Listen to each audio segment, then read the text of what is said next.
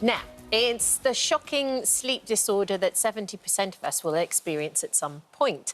Parasomnia is the medical term for a range of sleep issues that cause you to have strange episodes whilst you sleep. Yeah, but while some parasomnias can be relatively harmless, like sleepwalking, for example, others can be so severe that the sleeper is unknowingly putting their life at risk every time they go to sleep. Our next guest is someone who knows firsthand just how terrifying this can be. We're joined now by Sarah Taylor, alongside sleep scientist Dr. Sophie Bostock. Good morning, ladies. Morning, Good morning. Now, we were chatting over the break, and some of the things, Sarah, where you wake up and you'll find a knife, or you'll have been chopping, or you'll... I mean, it's really scary stuff. It's absolutely terrifying. Obviously, I can see the funny side to it, but as living in it and not having that control over your own body, not knowing what you've done in the night, having no clue, it's really unsettling. It's almost feeling like you've been possessed or something.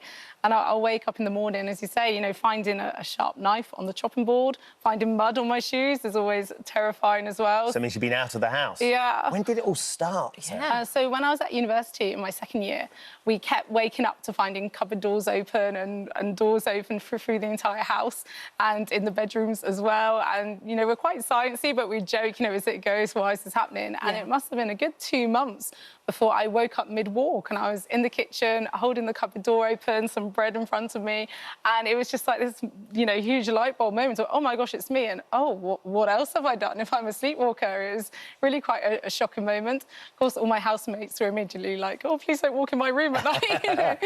But yeah, it was quite a shocking way to find out. But also that whole thing where you describe having muddy shoes or you've been out and about. I mean, there is a massive element of danger to this too, that you basically have no control over. Completely. You know, I've woken up literally with my keys in the door, with my shoes on, and I don't know if I'm going out or coming in. I had one time, even when I'm not entirely asleep, so I woke up mid-walk once, and it's like full amnesia if you wake up mid-sleepwalking. So you don't remember any of it? Where I am, who I am, anything. So I just think I'm in this strange house. There's this strange man in my bed who was my boyfriend, and I honestly thought I'd been kidnapped. I didn't have a clue what was going on or where I was, so I army crawled out of there, you know, fearing for my safety, not wearing enough clothing, unfortunately, and I was out on the road, you know, all the lorries and trucks going by, and then it was like just a wave came over me of, oh no, this is where I live, that's my boyfriend, and luckily I caught the door just before I got locked out. But it's so strange to go from utter panic and amnesia to suddenly it all just came flooding back. Fitting into place. But you've actually, at times, you've tried to lock yourself into the bedroom, haven't you? But you've somehow managed to evade all of those security measures. Yeah. It's amazing how clever we can be when completely unconscious. So we put a lock very high up on the door because I'm quite short, thinking I can't reach it, but, you know, I must be moving furniture. We'll find sort of there's a bench in the room that has moved. So I'm obviously doing quite complex tasks to escape, and we've tried things to monitor it, like putting a pedometer on my ankle, but I'll just take it off. You know, there's nothing that can stop me. Oh, my goodness, you're ingenious. Even when you're asleep, you're ingenious. But there's also another element to it as well. You've got a little girl who's 5. Yeah, and it's so scary. So what if you went in and you picked up the baby, or...? Completely. I mean, I think the first 2 months, everyone's so sleep-deprived, you hardly sleep anyway. Exactly, it's like sleepwalking through life. So once I was a few months in and getting proper sleep and the walking was coming back, I was terrified. You know, was I going to try and feed her? Was I going to carry her? And then my body flicked to a different task. So it was a really, really terrifying time. My husband used to reassure me every night, you know, you've got strong motherly instincts, you won't do anything to hurt her. But obviously, the more you worry about it, I think the more likely it seems to kind of feed in. The things I worry about seem to feed through into my sleepwalking sometimes. And how about your husband? How does he cope? Because didn't you create a fort with all the... Yeah. I literally... So I do very odd things. Apparently, I went dancing with Batman one night. Wow. How lovely. Lucky me, eh?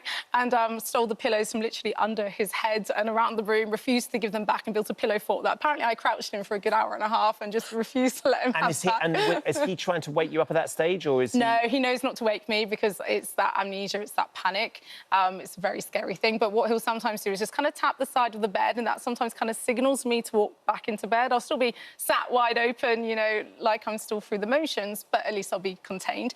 But he's actually got reduced hearing, so I usually don't wake him up. So he tends You're quite a team, aren't you? I know, between right? the two of you. Perfect match, eh? Wow. But yeah, no, it's quite scary. And I'll do the morning routine a lot, you know, sort of hair, teeth, feeding the pets. While you're asleep? Yeah, my poor dentist, she hates the gum recession from the overbrushing, but I can't do anything about that. We've tried locking them away, but I just get the toothbrush out. Sophie, it's it's fascinating hearing Sarah talk about it, and we're laughing. It is, it's funny, but also scary. the sort of the absurdity of it, but it's also very worrying as well. How common is it? For adults to sleepwalk, it's really quite unusual. I think to go through childhood and not have any episodes of a parasomnia, the most common being probably nightmares, but sleepwalking is probably the most common non-REM parasomnia. So we sleep in different stages. We start in a stage 1 light sleep, and then we come to stage 2, which is a bit deeper, and then there's stage 3, which is a very deep sleep where it's very hard to wake someone up. And then in a natural course of a night, you'll come back through something called REM, rapid eye movement sleep, which is often associated with dreaming. And in between sleep cycles, you'll often have a short period of wakefulness. Now, what happens in a parasomnia like Sarah's is that part of the brain is still in deep sleep. It's hanging on to deep sleep for dear life, but actually part of the brain is partially awake. So you've got, if you were to put a memory trace on Sarah's skull, you would actually see that she's in deep sleep, but just some visual awareness creeps in, but she doesn't have consciousness. She's not doing purposeful movements. She's not aware what's going on, and she won't probably have very much memory of what's going on. So it's interesting your point about when you were woken up during deep sleep, you know, you got quite afraid, and there's a bit of a myth around that we shouldn't wake up a sleepwalker. And the reason for that is actually for the safety of the person that wakes you up, because very often sleepwalkers can become quite aggressive. As you said, you thought you'd been kidnapped. And so if you can softly sort of propel them back to bed, that's probably the best thing, because usually they will fall back to sleep again afterwards. And Dr. Sophie, is there anything that you can do, or is there anything that triggers it, or is there any things that Sarah should steer clear of? Well, certainly Cheese. Sarah's the Nightmares. expert. What we would say generally is that there's something which is disrupting the quality of your sleep. Now, for your brain to want to hang on to that deep sleep, it's probably been sleep deprived in some way. Now, sometimes that's just an irregular sleep pattern. Very often it's down to some kind of stress. Something you're worrying about? Something that's keeping you a little bit on edge. Sometimes it's alcohol, often medication, even things like coughs and cold medication that might contain a bit of caffeine can push you kind of over the edge. And I know you've had experiences where stress has definitely been a trigger. Yeah, hugely. When I had my exams at uni, I would massively sleepwalk every night for a good sort of 2.5 months solid every night. It's exhausting. I wake up like I've been at the gym all night long. I'm often covered in bruises from knocking into things in my sleep. It drains so much out of you at a time where obviously there's a lot going on. Or like my wedding, you know, I had, my legs were covered in bruises on my wedding day because I'd sleptwalked like mad the 2 weeks leading up to it. Oh, my goodness. It was funny because we showed a little bit of footage as well, Sophie, of someone doing some press-ups. So someone's actually exercising while they're fast asleep. And I'm thinking, brilliant, you get your training done in the middle of the night. People clean sometimes in their sleep, but also eating. And I think this is something you've experienced, it's sleep eating. Unfortunately, I eat all the unhealthy things. I'm very envious of all these people who eat healthy and do exercise. No, it's always the unhealthy things. We'll find even like the block of cheese in the fridge has been gnawed on and little teeth marks. Or terribly, one day I had an awful day at work, so I brought a load of donuts for everyone at work the next day, and I sent my husband a very angry message saying, "You've taken the donuts for my colleagues," but he just replied saying, "Did you feel hungry at all when you woke up?" And I'd eaten 12 donuts and just eaten them all over the sink. I know. Can you cure it? I mean, I don't know whether it's something you can cure, or can you appease the sleepwalking? Usually by concentrating on sleep hygiene. So you are protecting enough time for sleep, you're having really regular sleep patterns, sometimes some cognitive behavioural therapy to perhaps tackle the source of anxiety, depression, stress. Not always, and I know that Sarah's sort of been through the mill over the years with things that she's tried. Certainly with sleep eating, we tend to find that if you have regular eating patterns throughout the day, no strict dieting, that tends to be a trigger for the sleep eating. So for most people, they can bring it under control. It's relatively unusual that it will be as severe as this, fortunately. OK.